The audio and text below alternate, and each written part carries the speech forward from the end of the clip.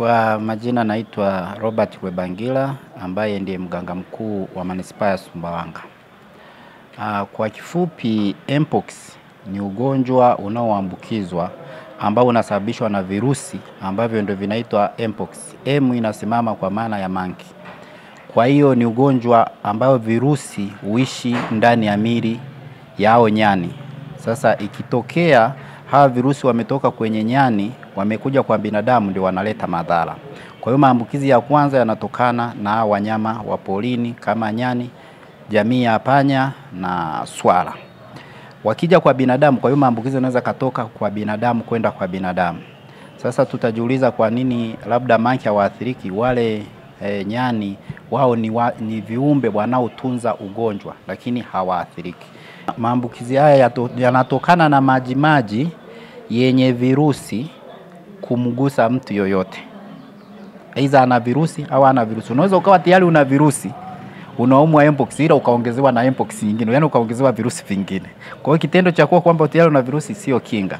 So hata njia ya kujamiana kwa sababu inahusisha majimaji ambayo yanazalishwa mwilini, na hayo majimaji yanaweza kabeba virusi, basi hata hiyo njia inaweza ikaongeza maambukizi ya Mpox. Kwa hiyo kuna hatari ya kwamba watu wanaweza kabeba ugonjwa kutoka Dar es Salaam kuleta hapa au mikoa mingine ambayo tayari ina ugonjwa wa maambukizo.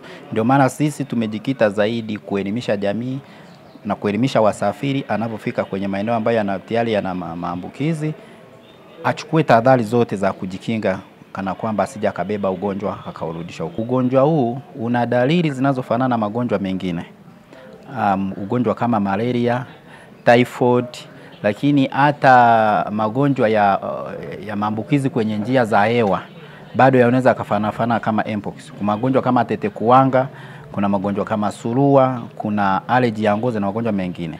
Ndio maana mkazo wetu tunasema mtu yote anayepata dalili kati ya hizo aweze kutoa taarifa haraka na kufika kituo chetu cha huduma, ili sisi watu wa huduma tuweze kufanya vipimo na kumfanyia tathmini na kujiridhisha kwamba hii sio Mpox, ni ugonjwa fulani, na tukitambua ni ugonjwa wa aina hii tutibu kama inavyotakiwa. Kama ni Mpox nayo itibiwe kama inavyotakiwa.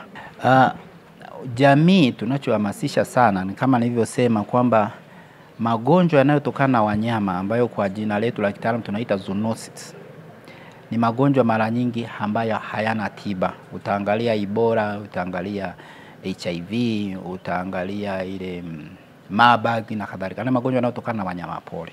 Kwa hiyo kitu cha kwanza, jamii ijiepushe sana kugusana na wanyama pori ambao hasa katika utamaduni wetu hatakuwa tunachangamana nao. Kwa hiyo sasa hivi imeibuka mitindo ambayo sasa tunawasogelea sana wanyama pori na tunaamua kuwafuga.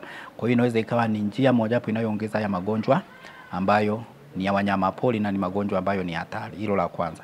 Tunapokula nyama hizi za wanyama pori, basi tuzipike na tuhakikishe zimeiva, na hizi njia nyingine ambazo tumesema.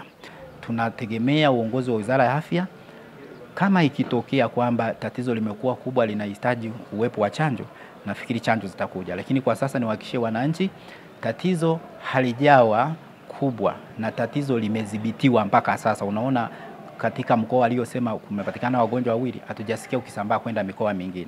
Kwa hiyo ni ishara mojawapo ya kutotufanya kuongeza njia nyingine ikiwemo chanjo, kwa maana tatizo bado halijakuwa kubwa.